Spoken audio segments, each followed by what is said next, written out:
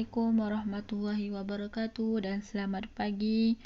Ustazah ucapkan kepada tahun 4 Al-Sya'rawi. Okey, insya-Allah pada tahun ini Ustazah akan mengajar kamu semua mata pelajaran Bahasa Melayu tahun 4. Sedikit pengenalan Bahasa Melayu iaitu kita akan belajar 9 tema yang mana setiap tema itu mengandungi 3 unit dan juga kita akan belajar 5 kemahiran.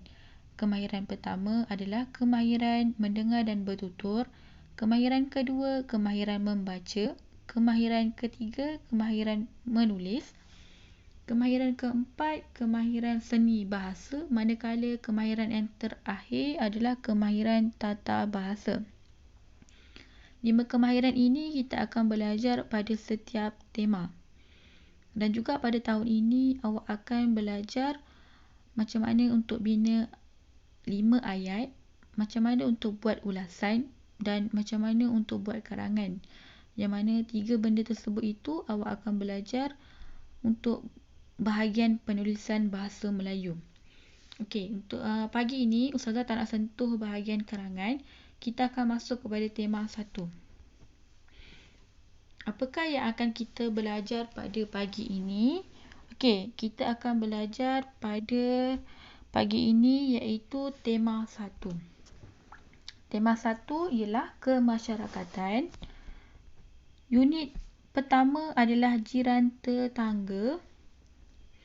Kemahiran bagi tajuk jiran tetangga ini adalah kemahiran membaca.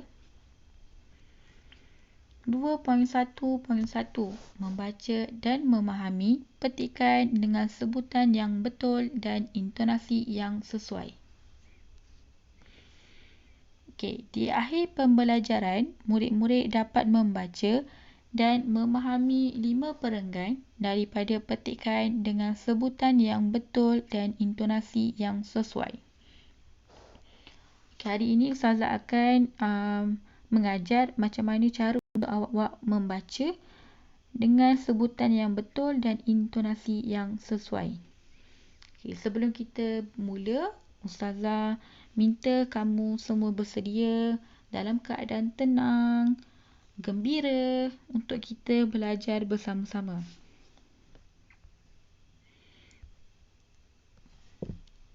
Kita akan melakukan 2 aktiviti iaitu aktiviti 1 membaca petikan dengan sebutan yang betul peta alir berdasarkan aktiviti yang dilakukan oleh Adif dan keluarganya. Okey, kita mula kepada aktiviti 1. Okey, ini merupakan petikan ataupun ceritalah tentang Hari Keluarga Taman Impian. Yang mana dalam cerita inilah awak kena tahu apakah aktiviti yang dilakukan oleh Adif bersama keluarganya untuk awak tuliskan semula dalam peta alir. Okey, faham? Okey, kita Ustazah akan bacakan petikan yang mana dalam petikan ini mengandungi 5 perenggan. Ni bahagian pertama, ni bahagian kedua. Ada 5 perenggan. Okey, kita mulakan dulu perenggan pertama. Kemahiran membaca. Hari Keluarga Taman Impian. Encik Husin membawa keluarganya ke taman rekreasi. Di taman tersebut berlangsungnya sambutan Hari Keluarga Taman Impian. Wah, ramainya jiran kita yang hadir. Mesti seronok apabila kita menyertai acara seperti ini, kata Adif. Betul Adif, sambutan Hari Keluarga ini memang menyeronokkan. Selain itu, sambutan ini dapat mengeratkan hubungan sesama jiran. Semangat kemasyarakatan juga dapat dipupuk dalam kalangan masyarakat, kata Encik Husin kepada anggota keluarganya. Ibu, Mengapakah kita perlu hadir ke majlis seperti ini? Tanya Aina. Aina, Adif dan Hajar, kita perlu hadir ke majlis mengenali jiran kita. Dapat dipupuk. Seterusnya, kita dapat hidup dengan aman dan makmur. Keharmonian negara kita akan terus terpelihara. Jelas Puan Nurul. Selepas mendaftar, kami hendak ke kemah di sana untuk bersarapan. Kemudian, kami ingin menyertai pertandingan melukis, mencari harta karun dan tulisan berangkai. Bolehkah ayah? Tanya Adif. Boleh. Nanti kita ke sana bersama-sama. Jawab Encik Husin. Okey. Ini merupakan petikan yang Ustazah dah baca mengenai Hari Keluarga Taman Impian.